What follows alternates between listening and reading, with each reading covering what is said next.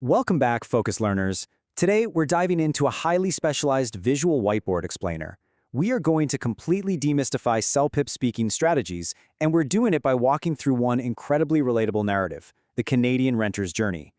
We're skipping the basic exam intros, you already know that stuff, and jumping right into the high-scoring techniques, the tricky cultural traps, and the exact vocabulary you need to totally ace these prompts. So grab your notebooks and let's master this together. Okay, here's our renter's journey timeline. 1. Choosing your home. 2. Defending your lease. 3. Apartment disasters. 4. Neighborly disputes. And 5. The subletting exit. All right, Section 1. Choosing your Canadian home. This is Task 5, Comparing Options. So, in Task 5, you're forced to compare options and persuade a family member to choose one. Now here is a major cultural trap for you. Comparing a highly walkable, transit-friendly downtown apartment with a spacious suburb house. You know, in Canada, car commuting costs and brutal winter weather are massive, everyday lifestyle factors. So what's the absolute best strategy here? Firmly pick the apartment and aggressively defend its conveniences. Don't sit on the fence with this one. Let's build your winning mini-narrative for this task. You really want to emphasize commute time, or in Chinese, 通勤时间. Tell your family member that by living downtown, you get a completely maintenance-free or 免维护 lifestyle. And the best part? You can use all that saved time to easily take the kids to their St. Laurent karate classes. But the ultimate Canadian argument, you entirely avoid the brutal winter chore of snow shoveling, 찬시에. Honestly, it's a localized, highly persuasive argument that examiners absolutely love. Moving right along to Section 2, Defending Your Lease Agreement. This tackles Task 6. Dealing with a difficult situation. Imagine your landlord suddenly demands extra money for parking. Well, you've got to understand breach of contract. See, in Canada, once a standard lease agreement is signed, unilaterally changing those original terms is flat out illegal. Landlords literally cannot just alter contracts on a whim, and knowing this, it gives you, the test taker, the ultimate leverage in your roleplay argument. You have the law completely on your side.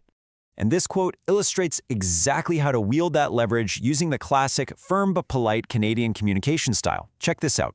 I understand parking is tight, but our signed agreement states it is free. I expect us to honor that. See what's happening there? You aren't yelling, but you definitely aren't backing down either. You're commanding respect, you're referencing the legal document, and you're remaining exceptionally polite. That right there is a top-tier Task 6 response. Next up, Section 3, Handling Apartment Disasters. We're looking at Tasks 3 and 4, Describing and Predicting. Okay, picture this. You're looking at a heavily damaged, ruined room for Task 3.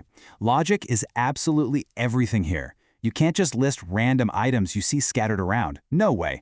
Step 1, observe top to bottom. Step 2, anchor your descriptions with spatial prepositions. Think phrases like, in the top right corner there is a massive water leak. Remember, your entire goal is to make sure the examiner can perfectly visualize that spatial scene in their head without ever actually seeing the picture. To score high, you need specific, descriptive vocabulary for these disasters. Seriously, write these down. Peeling paint, borol de yochi, shattered glass, suiboli, and water stains, shuizi. Seamlessly integrating this exact vocabulary into your top-to-bottom spatial description shows immense language control. Then, almost instantly, the exam pushes you into Task 4, predicting the consequences. So, what happens next in this ruined room? Well, you have to follow the logical sequence of Canadian property management protocols. Step 1, the landlord will call the plumber. Step 2, professionals are going to come in to assess the damage. And Step 3, you're going to need to file an insurance claim. And hey, speaking of insurance, tenant insurance. This is a critical cultural blind spot for so many test takers. In Canada, renters are heavily encouraged and very often required to have tenant insurance to cover their personal belongings. If you casually tell the examiner that your next step is using your tenant insurance to replace your waterlogged PC, wow, you're demonstrating a deep, nuanced understanding of real Canadian living. That is exactly how you stand out from the crowd. All right, Section 4, Navigating Neighborly Disputes. We're covering Tasks 6 and 7, Complaints and Opinions. So we now have to make a noise complaint for task 6. You really need to understand the core Canadian legal concept of quiet enjoyment. Basically, this is a tenant's legal right to undisturbed use of the property. So when your neighbor is blasting heavy bass at 2 a.m., your strategy is to call the building superintendent, often just called the super. You reference your right to quiet enjoyment, and you firmly demand that a formal warning be issued based on the strict building bylaws. Next up is Task 7, expressing an opinion. Let's say the prompt asks if you agree with a total ban on pets in your apartment building. If you're pro-pet ban, you'd argue that it prevents property damage and avoids allergens.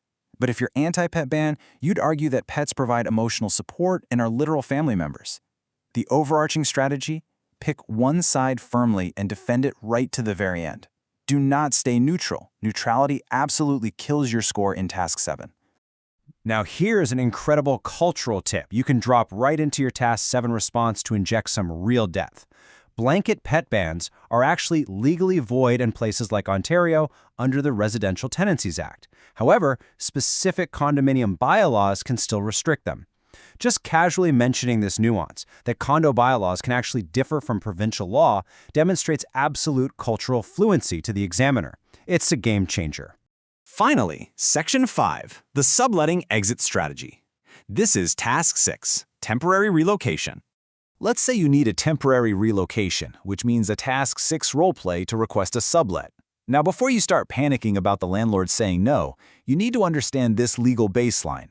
Landlords cannot unreasonably withhold consent. Sure, they have the right to do a background check on the new person, but they cannot arbitrarily reject your sublet request.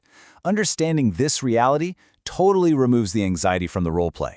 You go into the conversation with complete confidence, knowing they generally have to say yes as long as you provide a good candidate.